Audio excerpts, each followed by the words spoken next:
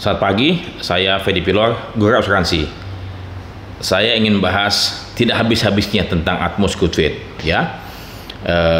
Banyak penolakan klaim yang dilakukan oleh para perusahaan asuransi dengan dalih nasabah tidak melakukan Atmos Good Faith, ya.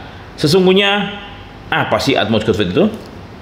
Ya, Atmos Good Faith adalah suatu dasar pondasi dalam ketentuan perjanjian perasuransian, etikat terbaik yang harus dilakukan oleh kedua belah pihak, ya. Tapi kemudian jangan katakanlah serta-merta karena nasabah tidak melakukan ketentuan polis, lantas Anda dengan mudahnya mengatakan nasabah tidak Atmos Good Faith, ya. Anda mesti melihat kembali mengapa terjadi hal tersebut, ya. Kemudian apa dasar nasabah tidak melakukan atau melakukannya?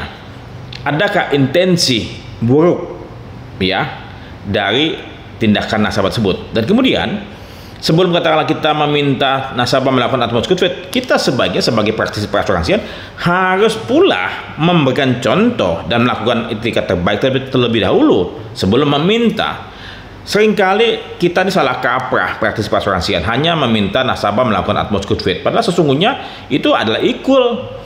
Praktisi perasuransian haruslah mencontohkan terlebih dahulu dan dia harus memberitahu apa itu Atmos Good Faith dan kemudian bagaimana cara melakukannya dan kemudian apa konsekuensinya. Nah, selama ini kita para praktisi perasuransian hanya meminta nasabah melakukan Atmos Good Faith tanpa menjelaskan apa itu Atmos Good Faith, bagaimana cara melakukannya dan apa konsekuensinya bila nasabah tidak melakukannya. Dan saya dan Anda sebagai praktisi perasuransian harus terlebih dahulu melakukan Atmos Good Faith. Penolakan klaim tanpa dasar hanya mengatakan nasabah tidak Atmos Good Faith tanpa menjelaskan mengapa, apa saja yang telah dilanggar dan kemudian apakah Anda telah menjelaskan terlebih dahulu sebelumnya, itu tanda Anda tidak Atmos Good Faith. Jadi sebelum meminta lawan Anda tertanggung ini menuduh mereka tidak melakukan Atmos Good Faith, kita mesti mencontohkan mesti melihat kembali terlebih dahulu apakah kita telah melakukan Atmos Good Faith atau tidak. Kalau kita belum melakukannya, jangan meminta orang lain melakukannya. Kita ya terlebih dahulu, karena kita adalah orang praktisi perasuransian, harus memberikan contoh terlebih dahulu, ya. Jadi jangan begitu mudah menolak klaim yang diajukan oleh tertanggung. Apalagi kalau tertanggung memang pada waktu membeli polis asuransi keliru karena pemasar Anda tidak menjelaskannya, tidak menyampaikan informasi-informasi penting, risiko-risiko yang mereka menjadi menjadi beban mereka, biaya premi, biaya apapun yang dibebankan kepada mereka yang mereka mesti bayar sepanjang polis berlangsung. Kalau telah terjadi kesalahan pemasaran penjualan dan kemudian nasabah keliru membeli polis, sesungguhnya Atmos Good Faith tidak terjadi pada waktu pemasaran, pada waktu Anda menawarkan produk asuransi, ya. Jadi seringkali terus saja nasabah keliru membeli polis, ini akibat siapa? Akibat pemasar kita yang tidak transparan melakukan pemasaran dan penjualan, tidak melakukan edukasi dengan sejelas-jelasnya. Mereka hanya melakukan penjualan secepat mungkin, kalau bisa secepat kilat kayak flash, ya. Jadi kembali lagi, janganlah begitu mudah menolak klaim dengan dasar nasabah tidak Atmos Good Faith.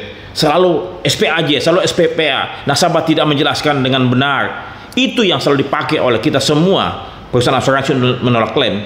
Tapi kemudian apakah kita telah menjelaskan dengan benar bahwa nasabah harus mengisi SPAJ dengan 1, 2, 3, dibacakan satu persatu, ya. Jadi jangan agen, jangan pemasar asuransi yang mengisi SPAJ ataupun SPPA.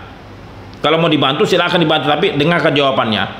Dan kemudian jangan mempermudah membeli polis tapi mempersulit pada waktu klaim. Jangan.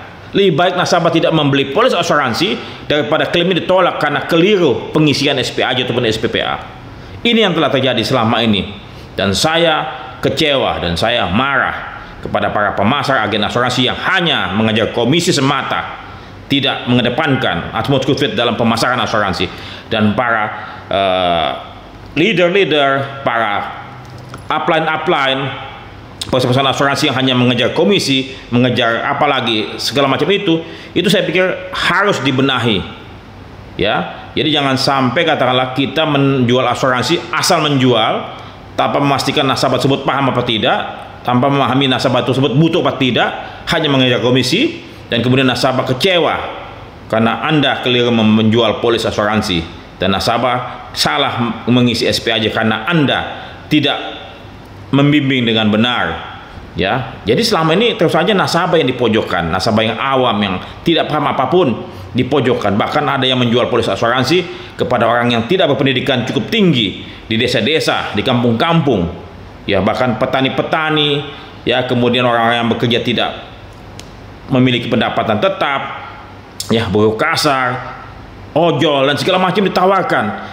Tidak semua nasabah harus membeli polis asuransi, tidak semua orang ya mesti ditawarkan asuransi. Jadi sekali lagi atmosfer tersebut haruslah kita yang terlebih dahulu mencontohkan, meneladani dan memberikan arahan-arahan. Kalau tidak, kitalah yang bersalah. Ya, jadi jangan semata-mata Anda lebih paham dan lantas Anda memperdaya para konsumen ataupun klien masyarakat Indonesia. Semoga Anda dapat melakukan yang terbaik bagi industri perasuransian, karena bagaimanapun juga apa yang Anda lakukan akan kembali kepada Anda semua. Saya Fedi Pilor, Guru Asuransi.